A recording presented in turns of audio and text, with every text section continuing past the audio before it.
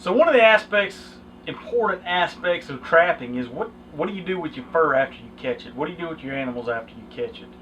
And I mean, for some people, that is a whole aspect that gets you into trapping, right? That's one of the things that really intrigued me when I first started trapping, was the idea that I could potentially make some money, cover some costs, do something that I really enjoy doing, and not necessarily cost me anything, and maybe have the potential to make money on one end of it. So, and that is a possibility.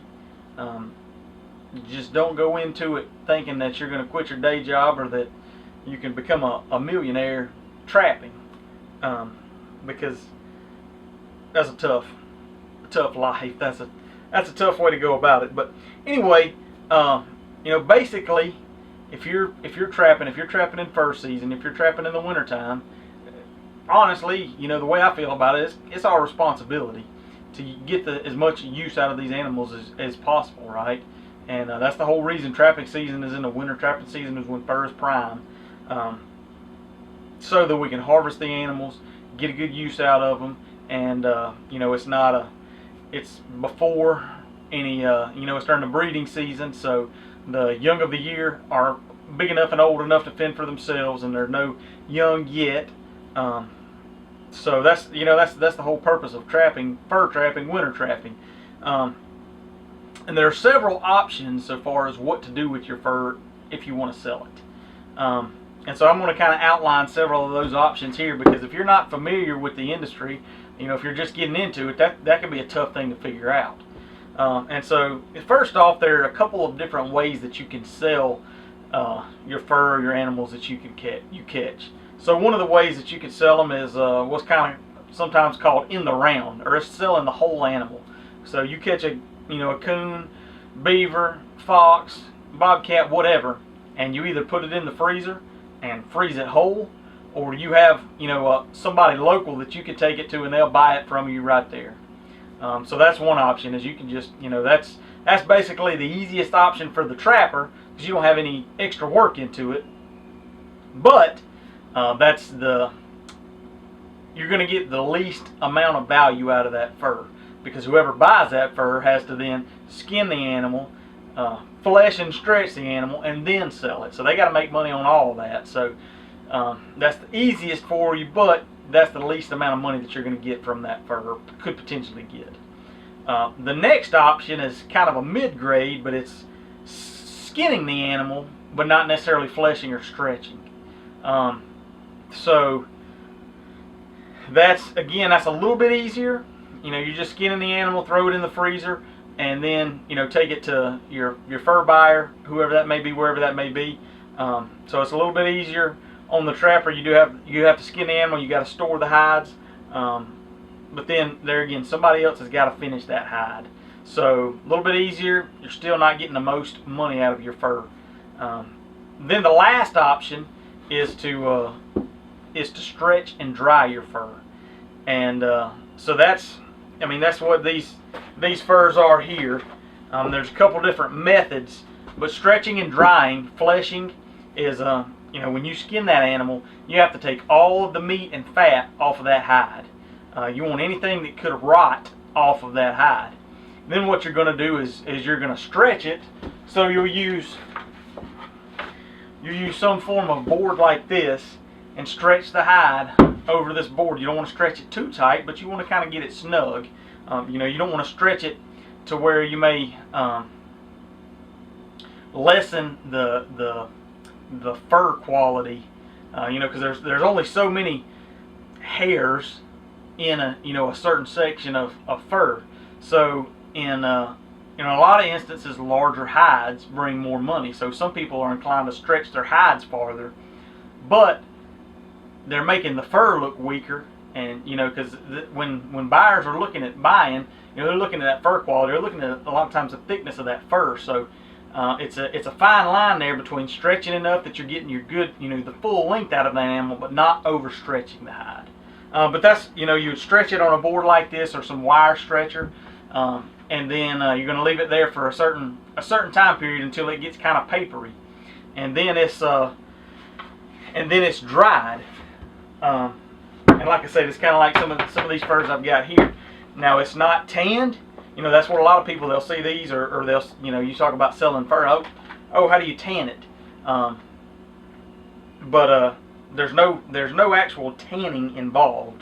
It's the fur is not preserved, but it will keep longer like this. So as long as you keep bugs and water out of it, you know, these furs will keep for a while, like this, just stretched and dried. And then some furs are treated differently in when they're stretched. So you've got a raccoon here. Raccoons are stretched hide out, fur in. And you can see there's a window that's left here so that the buyer can see. A pretty good size window, a little bigger than necessary, but there's a window left there so the buyer can still look at the fur, look at the quality, but they want to look as much at the hide as at the fur. That can tell them a lot about the primeness of the animal. So your foxes, coyotes, bobcats are stretched fur out because they're more, you know, a lot of this stuff is more trim related, and it may be you know, the color of the fur may be actually what's driving some of the demand or some of the desire. So, you know, they want to be able to see the color variation. So like I say, coyote, fox, bobcat, stretched fur out. Most everything else, raccoon, possum, otter is stretched fur in. The only kind of oddball is your beaver. So the beaver is actually case-skinned, so these animals are what you call case-skinned. So they are skinned, basically it's just a slit down each hind leg, connected, and then you pull that hide off inside out, kind of like you're pulling a sock off the foot inside out. So it's all one cylinder, right? And then it's stretched like that. So there's no cut up the middle or anything like that. Beaver is sold open, or they're skinned open skin and sold open. So a beaver is actually going to be laid out kind of like this table. They're going to be laid out in an oval shape and stretched that way. So you can actually lay them flat, flip it over, you can see the fur, flip it the other way, you can see the flesh side and see the actual hide itself. So beaver is the only anomaly like that. Everything else is case skinned, and then like I said, it depends on the specific animal. And there's you know, several of the auction houses and different fur buyers will have guidelines, PDF pamphlets or things like that that'll give you recommendations as far as size, so far as the stretcher dimensions, and you know, whether they want it fur in or fur out. So that's a good place. North American Fur Auctions, Fur Harvesters Auction, NAFA, NAFA.ca, they're in Canada. That's North American Fur Auctions. FHA, they're in Canada as well. But those are your basic options for if you're wanting to sell your furs. How, you know, you can think about processing them, what you may need to do to get those furs ready to sell. One thing I wanted to show you, you know, talking about stretched hides, like I say, a lot of people will ask, you know, how do you tan your hides when you talk about selling them, and you don't want any chemicals on these hides because you don't know the end users, the furriers, they'll have different processes that they want or like to use depending on what product they're making. But you know, I'm just going to show you, you know, you're looking at a stretched hide. This is a coyote hide, and you can see how stiff it is. I mean, you hold it up sideways and it's solid. It's not any luxurious. And then you take a tanned hide and you can't hold it up. You know, I mean, that's just one of the many differences. But like I said, I mean, you can quickly tell stretched hides are stiff and hard, papery, crinkly. So definitely a big difference between stretched and tanned.